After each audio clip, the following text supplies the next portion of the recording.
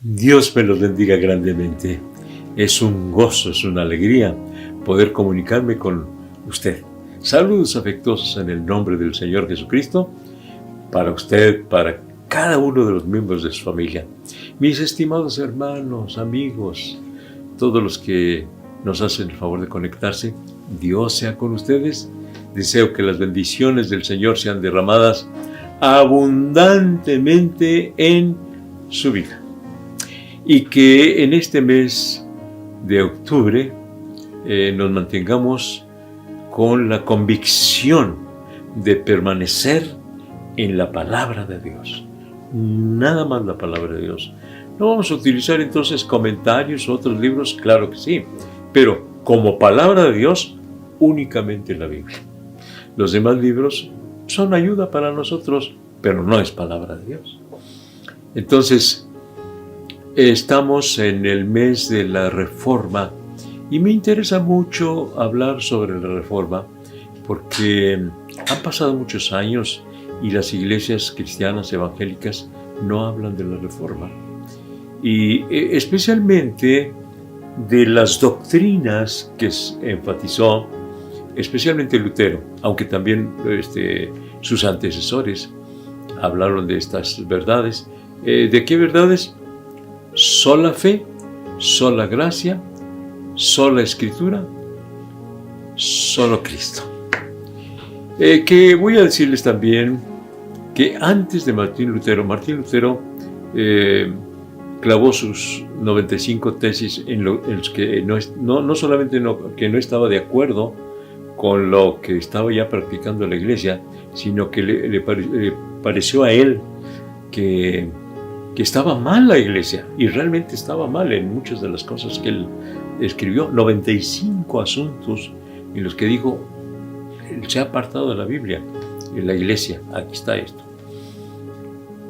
Pero esto ocurrió en 1517, pero 200 años antes ya hubo otros, vamos a llamarles pre-reformadores. ¿Cómo quién? Como por ejemplo Juan Wycliffe. Él vivió del año 1324 a 1384. Nació en Hibwell, Inglaterra, y estudió teología en la Universidad de Oxford. Con el tiempo llegó a ser destacado maestro y teólogo erudito. Sus primeros años transcurrieron en la iglesia romana, hasta 1366, cuando empezó su obra reformadora. El exceso de poder, la desmedida riqueza y la intromisión del Papa en cuestiones civiles suscitaron su fuerte oposición en contra del pontífice. Enseñó que la Biblia es la única norma de fe y conducta por encima de los mismos concilios y de las determinaciones del Papa. Murió en 1384 y note usted esto, 31 años después de muerto, fue sacado su cuerpo, fue condenado por el concilio de Constanza en 1415 y sus restos fueron sacados de la sepultura, quemados y esparcidos por el río Swift. Esto es Juan Wycliffe, de 1324 a 1384. Son los pre-reformadores, antes de Lutero, 200 años antes de Lutero. No estaban de acuerdo con muchas cosas.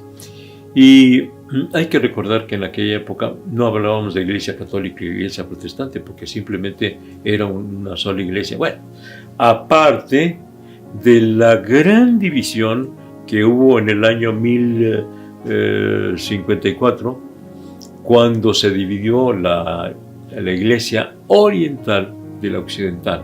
La oriental tenía su sede en Constantinopla, allá en lo que hoy conocemos en Turquía, en el país de Turquía. Y allá tuvo su sede ese patriarca, ¿verdad?, de esa iglesia que se dividió, ¿verdad? Una gran división. Pero en fin, estamos hablando de la Reforma. Y más que todo, de las doctrinas que hay que aplicarnos, hay que ubicarnos, hay que tener las convicciones muy firmes respecto de lo que la Biblia enseña. Y toda esta semana pasada estuvimos hablando de la fe, porque en la Reforma se enfatizó mucho, solamente por la fe podemos ser salvos. Y esta semana vamos a hablar de la gracia, solamente por gracia somos salvos. ¿Y qué quiere decir gracia? Se lo digo en pocas palabras, palabras sencillas. No quiero meterme demasiado en los aspectos teológicos, porque mi intención es simplemente comunicar lo que la Biblia nos habla. La gracia nos habla mucho de la gracia, especialmente el apóstol Pablo, pero la gracia es un favor no merecido de parte de Dios. ¿Y qué favor? El perdón de nuestros pecados, la salvación de nuestra alma. Es por gracia, por un regalo que Dios nos dio. Y por eso me gusta tanto Juan 3:16. Porque de tal manera amó Dios al mundo que dio a su Hijo unigénito. Lo dio. Ese es el regalo más maravilloso. ¿Por qué nos lo dio? Por gracia. Simplemente Él quiso dar a su Hijo para rescate nuestro, para que muriera en nuestro lugar. Solamente por gracia. Contrastándolo con las obras. Es decir, nosotros no somos salvos por las buenas obras que hagamos, sino solamente por la gracia de Dios, por un regalo de parte de Dios que no merecemos, pero Dios quiso darnos. Claro, condicionado a que nosotros aceptemos ese regalo. Está condicionado a la aceptación de parte nuestra.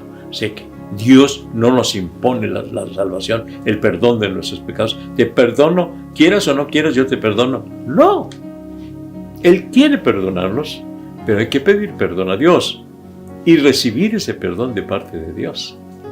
Entonces, somos salvos por gracia, por un favor no merecido, mediante la fe. Gloria a Dios. Así que entonces hay que tener muy en cuenta estos textos claves. Juan 1:17 dice: porque la ley fue dada por medio de Moisés, pero la gracia y la verdad vinieron por medio de Jesucristo. Sí, a través de Moisés Dios envió la ley, pero la ley simplemente te dice: no hagas esto, y no hagas esto, y no hagas esto, y no hagas esto, y no hagas esto. Pero no te da el poder para no hacerlo. No te da el poder para cumplir esa ley. En cambio, el Señor Jesucristo nos perdonó todos los pecados que cometimos. Es decir, todo lo que hicimos en contra de la ley, o a pesar de la ley de Dios, nosotros cometimos esos pecados, pero Cristo pagó por nosotros ahí en la cruz todo lo que nosotros hicimos. ¿Por qué? Por gracia, por un favor no merecido de parte de Dios y obviamente de parte del Señor Jesucristo. Así que entonces, la ley nos vino a través de Moisés allá en el Sinaí, ¿verdad? Dios le dio los 10 mandamientos allá en el monte Sinaí, y vino Moisés y se lo entregó al pueblo, no sin antes ocurrir ese incidente terrible que las primeras tablas las quebró, porque encontró al pueblo que ya estaba adorando a un becerro de oro que les fabricó su hermano Aarón. Y cuando vino Moisés y vio aquello, se enfureció tanto Moisés, que es considerado el hombre más manso de la tierra. Con toda su mansedumbre, él se enojó muchísimo, se disgustó mucho, de tal manera que rompió las tablas. En fin, después Dios le dio otras tablas para las tablas de la ley, ¿verdad? Las tablas de la ley, para que el pueblo se rigiera por esa ley. Pero, insisto, la ley no nos da el poder para cumplirla. No. Es el Señor Jesucristo el que nos perdona, nos cambia, nos salva, nos transforma, nos quita los pecados que cometimos, nos los perdona y además transforma nuestra naturaleza de tal manera que estamos en condiciones de cumplir la ley y ya no por mera